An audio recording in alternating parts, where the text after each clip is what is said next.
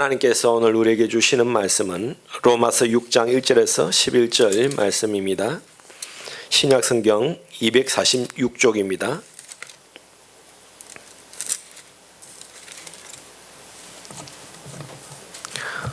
로마서 6장 1절에서 11절 말씀입니다.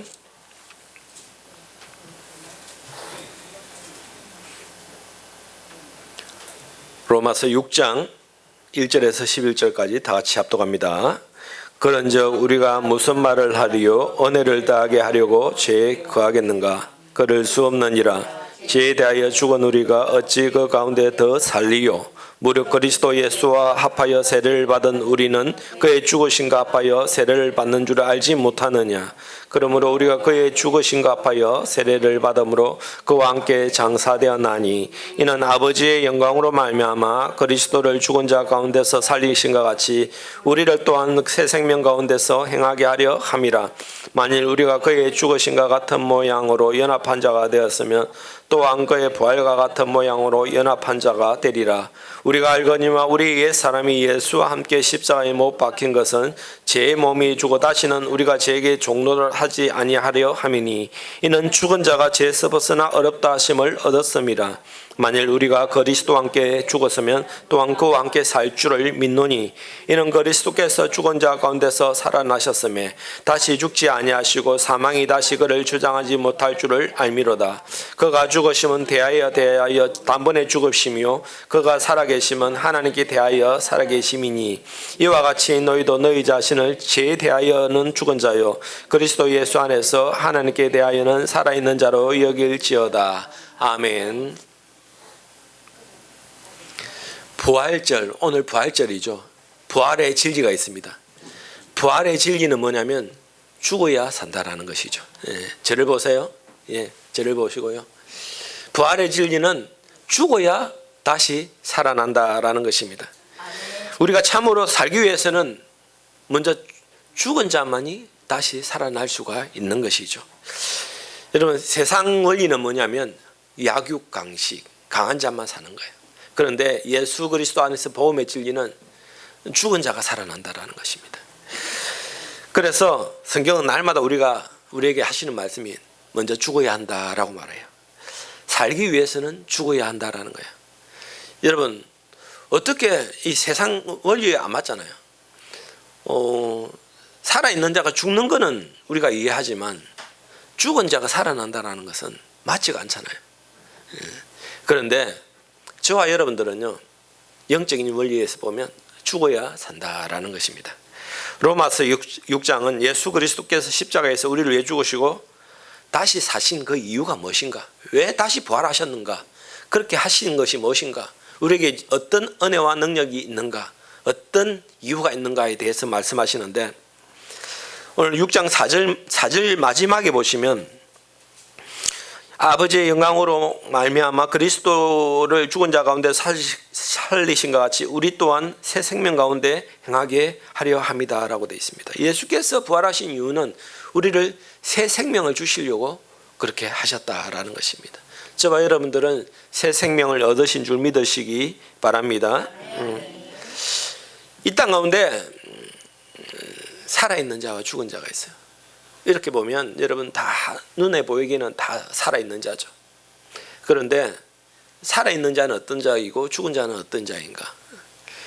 예수 그리스도 안에서 내가 십자가에 못 박혀 예수 믿고 죽은 자는 살아있는 자가 되는 것이에요. 그런데 죽지 않는 자는 죽은 자로 있는 것입니다. 이해하셨습니까? 오늘 이 말씀의 의미를 잘 생각하시기 바랍니다. 오늘 우리의 모습이 내가 아직 살아있는가 죽어있는가에 대해서 한번 생각을 해보십시오. 여러분은 살아있습니까? 죽어있습니까? 정답은 뭐냐면 내가 예수와 함께 죽어야 살아있다라는 것이죠. 그런데 이 진단해보면 내가 아직도 죽지 못한 내가 너무 많잖아요. 이게 죽었다라는 것은 호흡, 생명에 관한 말씀이 아닙니다. 이것은 우리가 어떤 육신적인 그런 것이 아니고요. 영적인 차원에서 말하는 거예요. 내 육신, 내 혈기, 내 생각, 내 마음 이게 죽어야 십자가에 달려 죽어야 내가 다시 영생을 얻고 살아난다라는 것이거든요. 예수님께서 우리를 위해서 다시 살리시기 위해서 결국은 예수님께서 죽으셨다라는 것입니다. 하나님 앞에서는, 예수님이 하나님이신데 하나님 앞에서는 상가 중이 없으시잖아요. 영원토록 살아계신 분이시잖아요. 그런데 그 왜 예수님이 이 땅에 오셔가지고 죽으셨는가? 그리고 왜 부활하셨는가? 우리를 그렇게 하시려고 먼저 본을 보이셨다라는 것입니다. 주님께서 부활하셨다는 것은 내가 그 부활의 주님을 내 주인으로 모시고, 그리고 그 주님을 믿고 따라가면 영원히 주님과 살 수가 있다라는 것입니다. 그래서 예수님께서는 뭐라 말씀하시냐? 내가 부활했으니 너희들도 부활할 것이다 라고 말씀하십니다. 부활의 능력을 체험하면서 부활의 생명으로 충만한 인생을 사는 방법이 있어요. 여러분 삶 가운데 부활은 능력이잖아요. 어떻게 죽은 자가 부활합니까? 부활은 권능이고 능력이고 힘이잖아요. 인간의 모든 것을 초월하는 거잖아요. 예수님께서도 죽은 나인성 가부의 아들을 살리시기도 하고요, 나사로를 살리시기도 하시고요. 왜 그런 능력이 있는가? 부활의 주님이니까 그래요. 분명히 죽은 가운데 부활했다는 것은 능력이 있는 것이에요. 인간의 힘을 초월하는 것입니다. 그러면 여러분 삶 가운데 부활의 능력이 내 삶 가운데 나타나야 되는 것이죠. 나타나고 있는 것 같습니까? 여러분들은 살아있는 자잖아요. 죽은 자가 아니잖아요. 왜냐하면 예수 믿고 죽었으니까요. 죽었으니까 이제 살아있는 자잖아요. 여러분들은 살아있는 자예요. 살아있는 자는 육신의 목숨이 죽어도 영원히 죽는 것이 아니에요. 잠시 잠자는 것이다 라고 말을 합니다. 영생을 얻는 것이잖아요. 그러면 그런 사람은 내 속에 생명이 있으니까, 새 생명을 주신다 하셨으니까, 생명이 있으니까 여러분 생명이 있으면 능력이 나타나야 돼요. 여러분 삶 가운데 능력이 있습니까? 어떤 능력을 나타내고 계십니까? 그 능력은 다른 능력이 아닙니다. 신비하게 병든 자를 고치거나 뭐 죽은 자를 여러분 살리라고 말씀하시잖아요. 그 능력은 어떤 능력인가? 죄와 싸워서 이기는 능력이에요. 죄와 싸워서 이기는 능력. 그게 가장 큰 능력입니다. 힘과 능력 중에 가장 큰 능력은 죄와 싸워서 이기는 것이 가장 큰 힘입니다. 오늘 뭐 계속 말아보면 너희들이 왜 죽어야 되는지를 이유로 말했어요. 왜 죽어? 십자가에 달려 왜 죽었는지에 대해서 말을 하고 있어요. 그것은 바로 죄가 우리를 주장하지 못하게 하기 위해서다라고 말해요. 가장 큰 능력은 우리를 뭐 기적을 행하고 능력을 행하는 것이 아니고 내가 죄와 싸워서 이길 수 있는 그 능력이 가장 큰 능력이다라는 것이에요. 여러분 삶 가운데 유혹하는 많은 죄악들 있잖아요. 그 죄와 싸워서 이기는 것이 가장 큰 부활의 능력입니다. 그런데 맨날 죄와 싸워서 내가 진다면 부활의 능력이 나타나는 능력이 있는 삶이 아니겠죠. 뭐 이 부활의 능력이 나타나게 하기 위해서는 몇 가지가 알아야 됩니다. 부활의 생명, 충만한 인생을 살기 위해서는 첫 번째, 우리가 먼저 죽었다는 사실을 아셔야 됩니다. 여러분, 우리가 죽었다. 우리가 죽었다. 6장 1절 2절 보시면, 오늘 로마서 6장 1절 2절 보시면, 그런즉 우리가 무슨 말을 하리요? 은혜를 더하게 하려고 죄에 겨하게 하겠는가? 그럴 수 없느니라. 죄에 대하여 죽은 우리가 어찌 그 가운데 더 살리오라고 되어 있습니다. 여러분, 죄에 대해서 우리는 어떻게 됐다고요? 죽었다라고 되어 있어요. 죽었다. 죽어라고 아니고 죽을 것이다고 아니에요. 예수 믿으면 저와 여러분들은 죄에 대해서 죽었다라고 말해요. 여러분은 죽었습니다. 아시겠어요? 예. 죽은 자가 자꾸 꿈틀대면 살아나면 안 되겠죠. 죽었으면 가만히 누워 있어야 되는 것이죠. 죽은 자가 움직이면 그거는 뭐냐면 요즘에 뭐라 그럽니까? 좀비라 그래요. 죽었으면 가만히 있어야 되는 거잖아요. 이미 죽었다라고 말해요. 그리고 3절 보시면 무릇 그리스도 예수 아빠의 세례를 받은 우리는 그의 죽으신가 아빠의 세례를 받은 줄을 알지 못하는가라고 되어 있습니다. 여러분 여기서 이제 죽음에 대한 의미에 대해서 세례가 나옵니다. 이 세례 우리는 생각해 볼 필요가 있습니다. 세례는요 원래 정통적으로 원래 세례는요 완전히 물에 들어가는 거예요. 내 머리카락 하나도 남김없이 다 물에 들어가는 거예요. 침례이죠. 그 의미가 뭐죠? 나는 이제 물속에서 완전히 죽었다라는 것을 의미하는 것이거든요. 세례식은 한마디로 말하면 장례식이에요. 장례식. 내가 죽었다라는 거예요.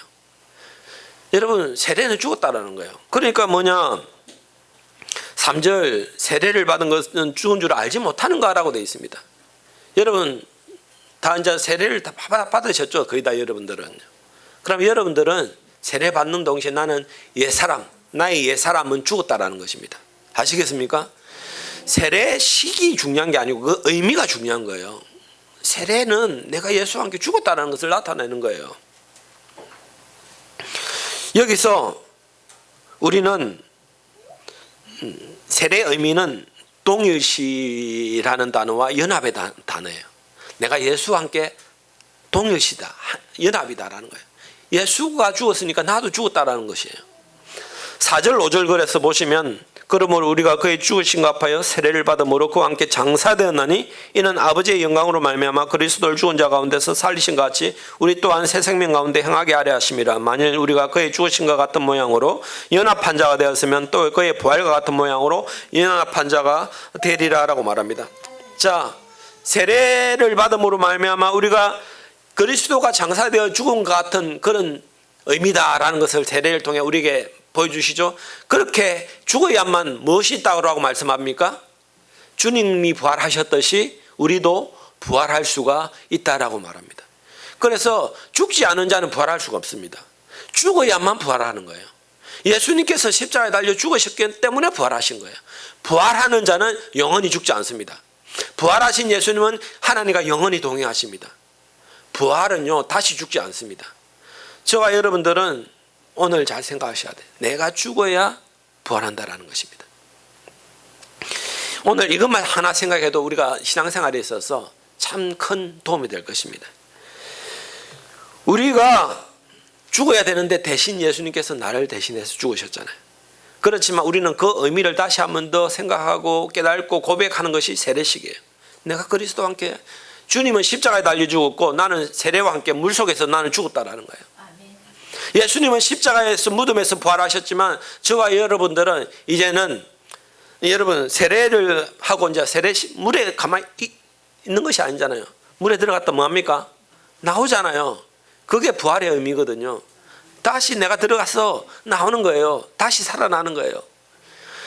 물속에서 나의 옛날 모습은 싹 없어져야 돼요. 여러분, 그런데 왜 아직도 우리가 살아있죠? 아직도 왜 우리가 죽었는데, 아직도 나의 옛사람은 완전히 죽었는데 아직도 왜 나의 옛사람은 살아있죠? 우리가 죽었다는 사실을 모르기 때문에 그래요. 여러분 기억하세요. 나는 죽었다. 항상 이거 기억하셔야 돼요. 나는 죽었다. 그래서 이 죽었다는 사실 3절 마지막에 보시면 세례를 받은 줄을 알지 못하느냐라고 말하면서 무릇 그리스도 예수 앞에 세례를 받은 우리는 죽으신 것 같이 세례를 받은 줄을 알지 못하느냐. 알지 못하느냐. 왜 깨닫지 못하는가. 이 죽은 사실을 왜 알지 못하는가라는 거예요. 알아라라는 거예요. 여러분 신앙생활에 있어서 항상 우리가 되뇌이고 생각이 될 것은 그거 알아야 됩니다. 뭐냐? 내가 예수와 함께 십자가에 달려 죽었다라는 사실입니다. 죽었다. 죽어야 살아난다니까요. 아직도 이 죄의 사망의 권세가 나를 붙잡고 있잖아요. 죽어버린 사람은 사망의 권세가 그 사람을 붙잡을 수가 없어요. 죽어버렸는데. 죽어버리면 뭐냐면 내가 죽으면, 십자가에 죽으면 죄도 같이 죽는 거예요. 나를 주장하지 못해요. 그런데 내가 죽지 못하면 죄가 나를 사로잡고 있는 거예요. 6절 보시면 우리가 알거니와 우리의 옛 사람이 예수와 함께 십자가에 못 박힌 것은 죄의 몸이 죽어 다시는 우리가 죄의 종노릇 하지 아니하려 함이다라고 되어 있습니다. 왜 우리가 죽어야 됩니까? 예수님이 죽으실 때 왜 우리가 같이 죽은 것입니까? 우리가 죄의 종노릇 하지 않게 하기 위해서입니다. 살아있으면요 죄의 종노릇 하는 거예요. 죄의 종노릇. 여러분 아직도 죄의 종노릇 하는 부분이 뭘까요? 내 삶 가운데 아직도 나를 붙잡고 있는, 나를 죄의 종에 매여 살게 하는 부분이 뭘까요? 항상 말하지만 마귀는 여러분들의 약점을 잘 압니다. 이 사람은 이 부분이 살아있기 때문에 이 부분만 조금 건들면 그냥 죄에 매여가지고 종노릇하고 그냥 바로 넘어진다라는 것을 마귀는 너무 잘 알아요. 여러분들의 약점을 안단 말이죠. 그것만 콕콕 집어서 건드려요. 그런데 내가 죽어버리면요, 아무리 찔러도 마귀가 역사할 수가 없어요. 틈이 없어요. 근데 내가 조금만 살아있으면 마귀가 콕 찔러면요, 그냥 재매어 버리는 거예요. 어떤 사람은 자존심이 될 수도 있는 것이고, 어떤 사람은 물질이 될 수도 있거든요. 물질에 대해서 조금만 건들면 그냥 폭발하고 막 민감해지고 성질내고 막 돈이 많으면 상관이 없어. 돈이 쪼들리기 시작하면 어느 순간 막 마음이 불안해지고 그런 사람이 있잖아요. 건강불안증도 있거든요. 어떤 사람은요. 항상 건강할 때 괜찮은데 어디 좀 아프면 막 마음이 뺏겨요. 그리고 다른 사람이 자기를 말하는 것에 대한 모욕적인 것에 참지를 못하는 것도 있고요. 하여튼 여러 부분들이 많아요. 너무 많아요. 자녀 문제도 될 수도 있고, 뭐 이거는, 그런데 마귀는 콕콕 찔러서 여러분 마치 여러분들을 넘어지기를 바라는 것처럼 그렇게 하죠. 죽으면 마귀가 역사하지 못한다는 거예요. 제 종로를 하지 않게 하기 위해서 너희는 죽어야 된다는 것입니다. 7절부터 이렇게 10절까지 쫙 보시면 이미 죽은 자가 죄에 벗어나 어렵다 하심을 얻었다. 죽었기 때문에 죄에 벗어나 이제 어렵다 함을 받는 것이에요. 죄 죽었기 때문에 어려운 사람이 되는 거예요. 8절, 만일 우리가 그리스도와 함께 죽으면 또한 그와 함께 살 줄을 믿노니. 자, 오늘 설교의 핵심 포인트죠. 죽어야 산다라는 것입니다. 그리스도와 함께 죽었으면 그리스도와 함께 살 줄을 믿는다라는 거예요. 그리고 9절, 이는 그리스도께서 죽은 자 가운데서 살아나셨음에 다시 죽지 아니하시고 사망이 다시 그를 주장하지 못할지라 알미라라고 되어 있습니다. 그리스도가 살아날 때 우리는 영적으로 다시 살아난 새 생명을 입은 사람이 되는 거예요. 다시 살아나는 거예요. 그래서 다시는 사망이 우리를 주장하지 못합니다. 사망은 뭡니까? 죄의 결과거든요. 죄에 맺는 사람은 죄의 결과로 말미암아 사망 가운데 가는 거예요. 이 사망이라는 것은 영적인 사망이죠. 영원히 지옥불에 가는 거예요. 영원히 죽는 거예요. 그러나 저와 여러분들은 죄에서 해방되었기 때문에 영원히 죽지 않아요. 영생을 얻습니다. 죽은 자만이 영생을 얻는 것입니다. 그리고 10절, 그가 죽으심에 죄에 대하여 단번에 죽으시며 그가 살아계시면 하나님께 대하여 살아계심이다 라고 되어 있습니다. 단번에 죽으셨기 때문에 단번에 부활하신다라는 것이죠.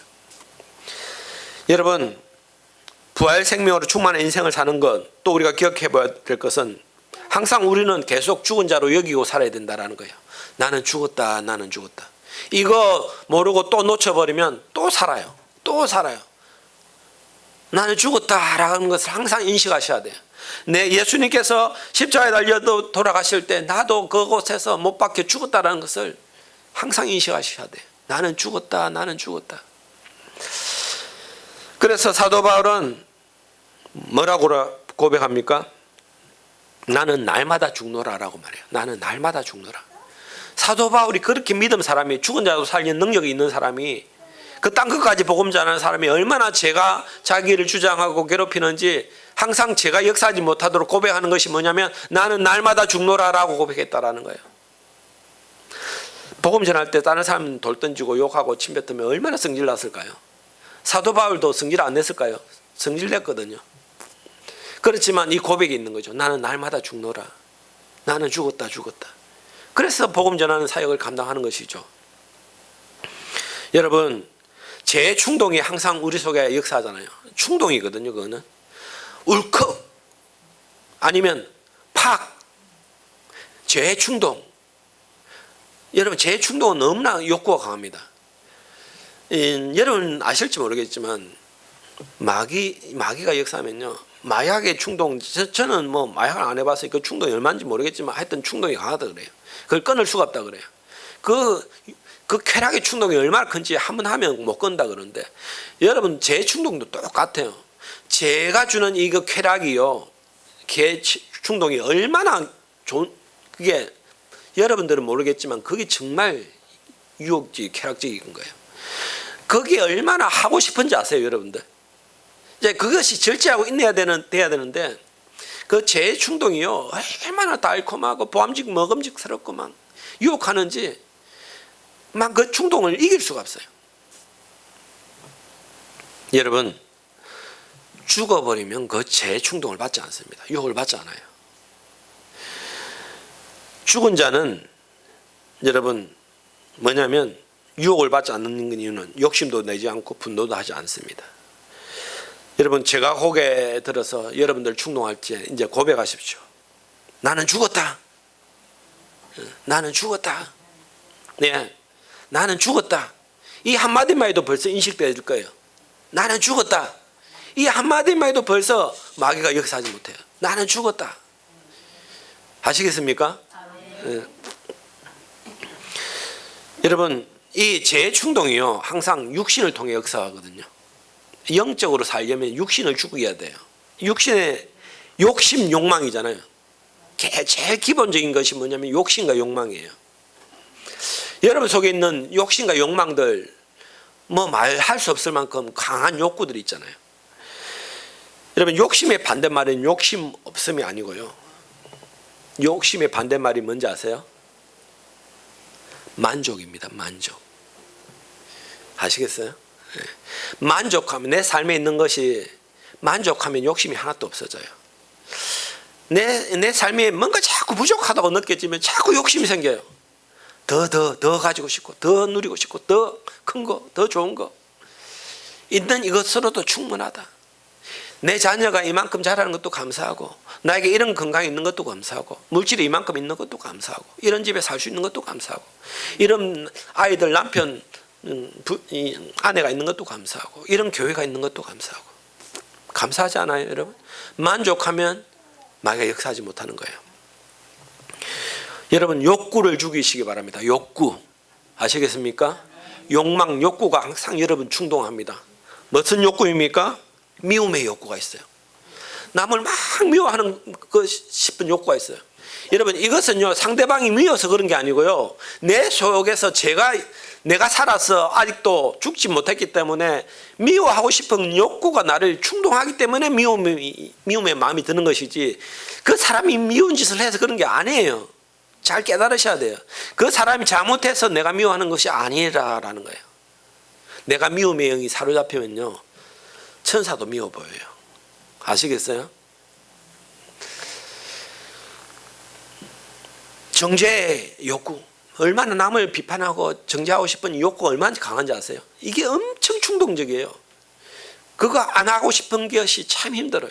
남을 여러분 칭찬하라 하면 잘 안 되지만 한번 칭찬 미워해봐라 하면 정죄해봐라 그 사람 하면 안 좋은 거 말해봐라 하면 술술술 나올걸요. 칭찬하는 그 사람 좀 칭찬해봐라 하면 한마디 두마디 그 사람 그거 잘하고 하고 끝. 그 사람 비판해봐라 하면 그냥 비판하는 거예요. 그거는 인간이 안 돼부터 시작해가지고 줄줄줄 나오는 거죠. 이게 뭐냐면 내 속에 있는 정죄의 욕구가 있는 거예요. 또 자랑의 욕구가 있잖아요. 자랑의 욕구. 그리고 무엇보다 교만의 욕구들이 가득하잖아요. 인간의 이 본성이거든요. 그리고 육신의 정욕의 욕구들, 육신적인 정욕의 욕구들 너무나 강해요. 여러분 내가 예수와 함께 예수 믿고 십자가에 달려 죽었다라는 것을 알면 이런 욕구에서 해방될 수 있는 거예요. 여러분 분노의 욕구가 얼마나 달콤한지 아시죠? 항상 이 하잘레는 사람들이 이런 말을 합니다. 나는 뒤끝은 없어. 뒤끝은 있을지 모르겠지만 한번 화를 내므로 말미암아 상대방에게는 비수가 꽂힌다는 사실을 아시기 바랍니다. 그리고 무엇보다 화를 내고 성질을 한번 내는 순간 내 눈에 보이지 않지만 내 심령과 영적에는 치명상을 입는 거예요.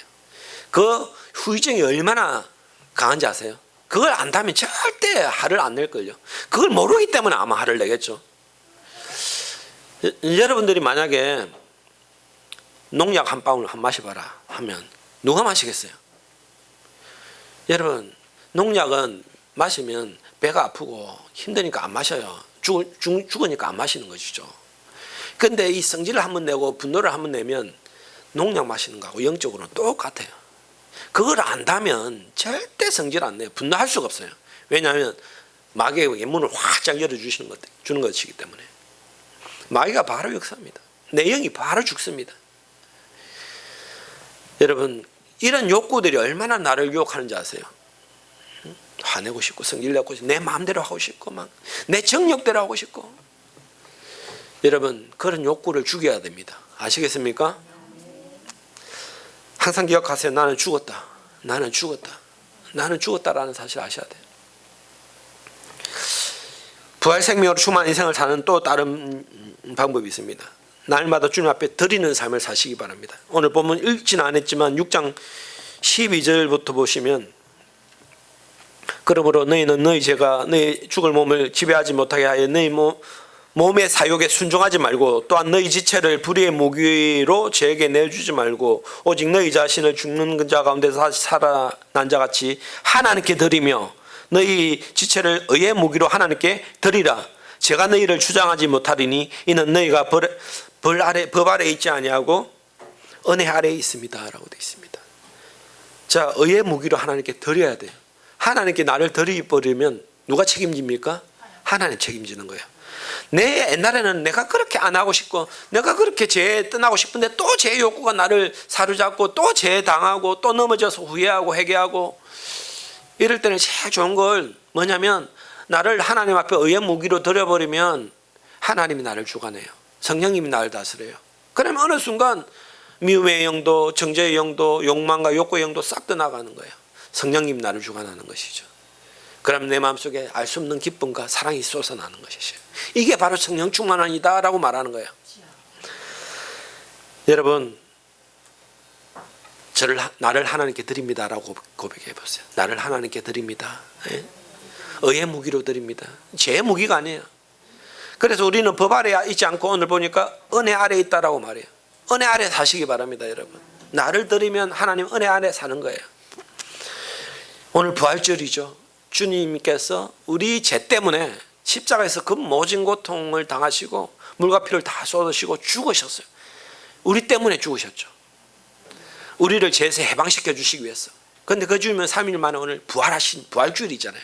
그것을 기념하잖아요.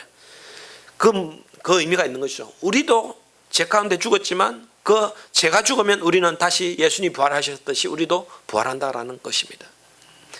여러분, 오늘 잘 깨달았어요. 죽어야 부활한다라는 거예요. 죽어야 부활한다. 나는 죽었다라는 것을 항상 고백했어요. 나는 죽었다. 나는 죽었다. 여러분 살아있으면 안 돼요. 내가 죽었다. 죽은 자만이 하나님께 나를 의의 무기로 드릴 수가 있는 거예요. 그러면 성령의 지배 아래 있게 됩니다. 그러면 성령의 능력의 역사가 나타납니다. 하늘의 미랄이 땅에 죽어야 많은 열매를 맺어요. 그것이 영적인 원리입니다. 내가 죽으면 여러분 가정도 살고 교회도 살아요. 내가 팔팔 살아있으면 가정도 죽고 교회도 죽어요. 이해하셨습니까? 예수 그리스도가 죽었듯이 여러분도 죽고 부활의 능력과 영광이 이름 상가운데 나타나시기를 주님의 이름으로 축원드립니다. 기도합니다.